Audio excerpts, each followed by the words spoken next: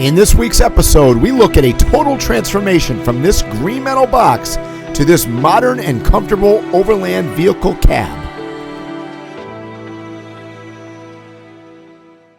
My name is Michael Ladden. I'm currently driving more than 220,000 miles around the world. First in my Mercedes Unimog and trailer, and now in my custom-built 1994 Stewart Stevenson Overland Expedition truck. This is my story.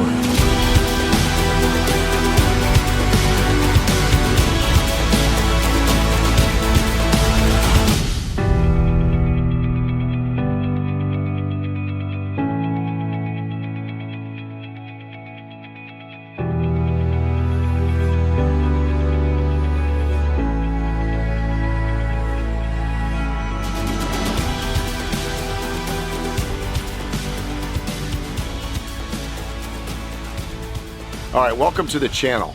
Over the last couple of videos, I've introduced you guys to my new 1994 Stewart Stevenson Global Overland Expedition vehicle.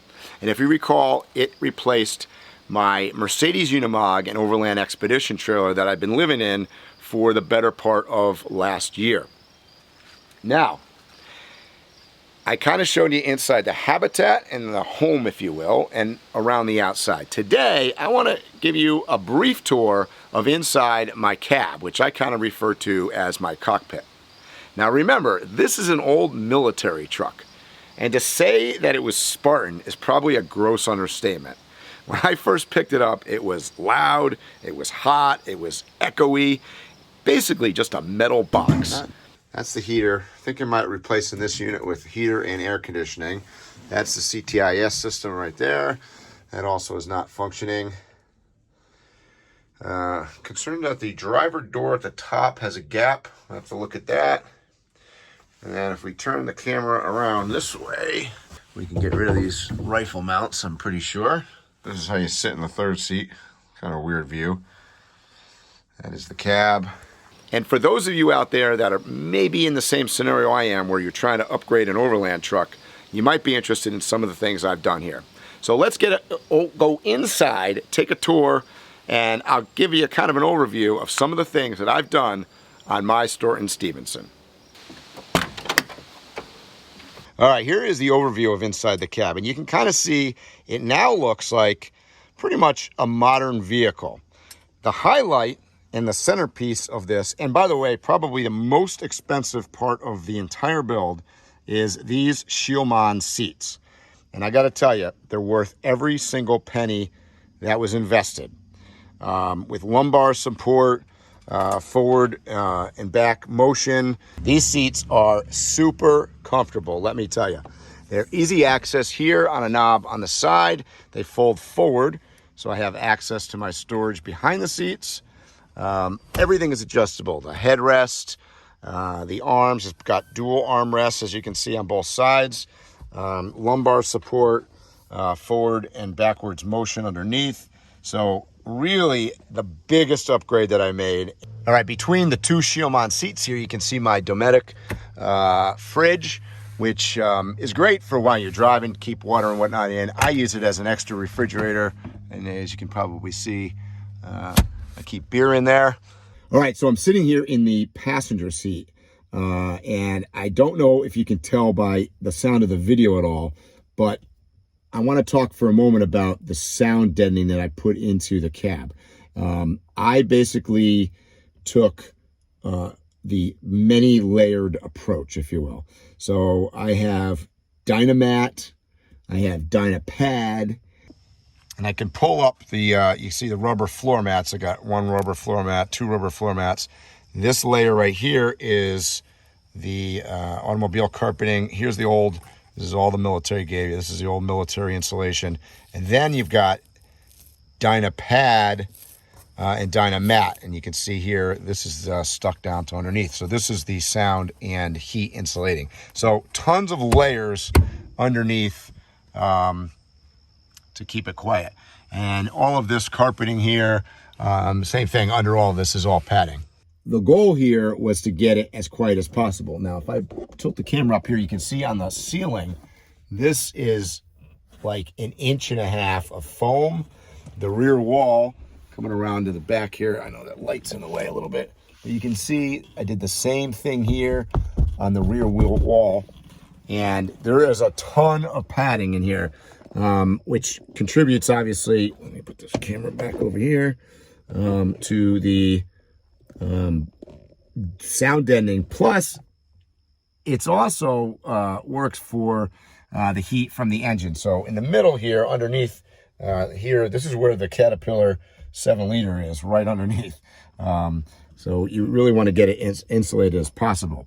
I found on Amazon this interior upholstery fabric, which we coated and covered all of the metal surfaces in the truck. Here's the old Stewart Stevenson badge cut out of the old grill in the front before I replaced it with a new metal grill. But you can see the doors have that same interior upholstery.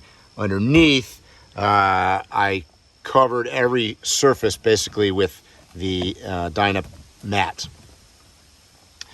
These cup holders and door pulls are from Midwest Military Equipment. That was an upgrade that I made. In fact, along with those from Midwest Military, I got this center console here, which I've done some modifications on, but it contains the radio, the 2 of the 4 speakers that I've got in the truck here, and some of my switch gear, plenty of USB outlets. You can see right here, this product here is from Ram Mount. This is their adjustable track. So this is where my iPad mounts, and then up here on the top, you can see on the dash, I put another track up here. So the GoPro and my phone and the Garmin Overland are all mount there, but it's all adjustable, as well as over here, you've got your Garmin InReach. So this Stewart Stevenson is what they call the A0, which is the original model. And some of the things that I've upgraded on the truck came from some of the later models. The biggest upgrade was this box right here, which is the air conditioning unit. So the original truck only had heat. This now has heat and AC, which is new to me because none of my other trucks in the past have ever had AC in the cab. So it's going to be kind of nice to have that. Overhead here, you can see I designed sort of a center console that would integrate in my overhead lighting and my rear backup camera. Another upgrade on this truck that came from later versions of the truck was this defroster panel here. On my truck, when I got it, this was just solid metal and you could not see through it. The newer one has glass, and in fact, I replaced the plexi that was in here with real glass. All right, now I'm sitting in the driver's seat, and I'm going to pan around here a little bit so you can kind of get a vision of what I'm seeing as a driver. So let's start on my right, if you will.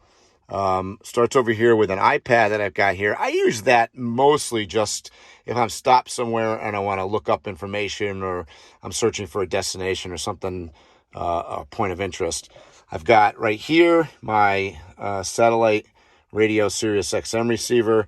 Once again, here in the center console, this product comes from Midwest Military Equipment. Fits great right here in the kind of the curve of the center of the truck. Bunch of my switch gear is here to turn on, power. Everything, by the way, in this entire setup here is powered off of my house battery. Now, you might ask, why did I do that? I just didn't want to mess with any of the truck battery or electronics inside the military part of the truck. So all of this stuff is tapped into my house batteries that also power the Habitat. What I wanted to say is everything is on a switch, so I can turn the power off to everything. Now, moving up here, this is the main AC unit. And then above this pod comes also from a later LMTV, later model Stewart Stevenson.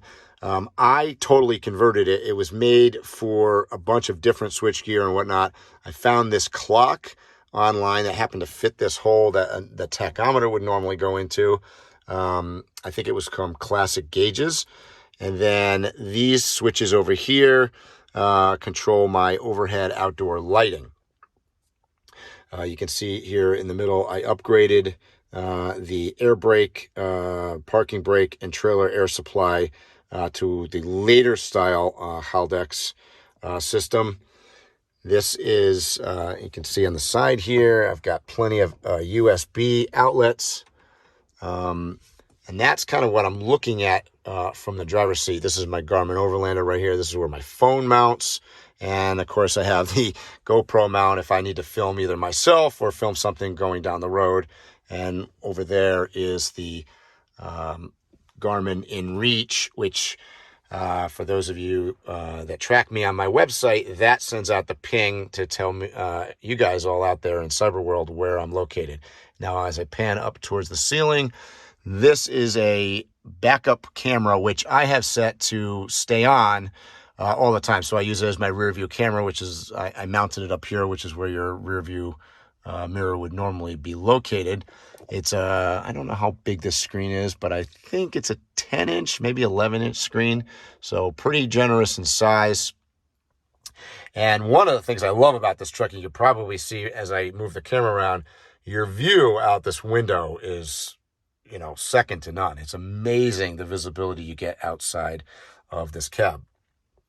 Now, a couple other things I've upgraded from later models of this vehicle. This is an electronic package to control all the lighting on the vehicle outside. The old military style was a bunch of levers that was really tough to operate. In fact, you almost had to use two hands to change your lights. So this is a big upgrade. I got a, I guess you would call this a sun visor from a later truck, and put that in here. And you'll notice coming across, this is a Allison 7-speed automatic transmission push button, which is nice. Big upgrade from the Unimog, which was manual transmission.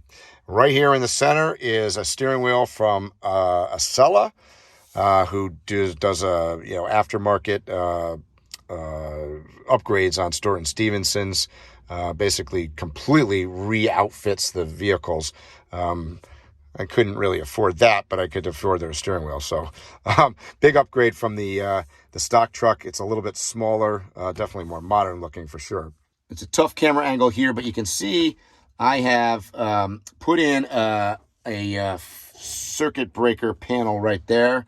That's for all of this new electronics I've added. Maybe got to do a little bit better on the loom, on the wiring down here. But and then above that, this is the control unit for my central tire inflation. A little bit hard to see, but right in front of the refrigerator under the iPad here is a Renogy 3000 watt inverter, pure sine wave. And that's just an additional power source if I want to plug something in, which today I ran the vacuum off of that to try to clean up the cab to show you guys this video. I tried to make everything look as sort of factory as you could. And you'll notice right here, I mounted, you can click that on, that is the heated seat buttons for the Shiomon seats. So I kind of custom put that in the center console. Right here is another little custom feature. This is the horn. I won't push that because it's really, really loud. It's a 7 air horn system. And when I say loud, I mean really loud. You can see up above there, I've mounted 2 fire extinguishers, one on each side. You never know. Having trucks all these years, let me tell you, fire extinguishers are always a good idea. Behind the seat, I have storage, which is nice. There's my one wheel back there, and plenty of room. Say a command. Oh, Amanda's talking to me. Be quiet, Amanda. We're trying to film. The other thing, it's hard to tell from inside here, but I tinted the windows to better, keep the cab cooler. Above the truck here, though, I will note that there's a roof cage with a floor and boxes. So there's a fair amount of space and air gap between, the sky and the cab. So I find that believe it or not, this great new air conditioning system I got, I don't have to use too much. The cab stays very nicely ventilated, and now with all the insulation is very cool. All right, so that is the brief tour of the inside of the cab of my 94 Stewart Stevenson. You probably got more questions than I answered here today. If you do, shoot them in the comments below. Once again, thank you for watching. Stay tuned. I've got a lot more to talk about this truck and continued adventures on the road. Thanks, everybody.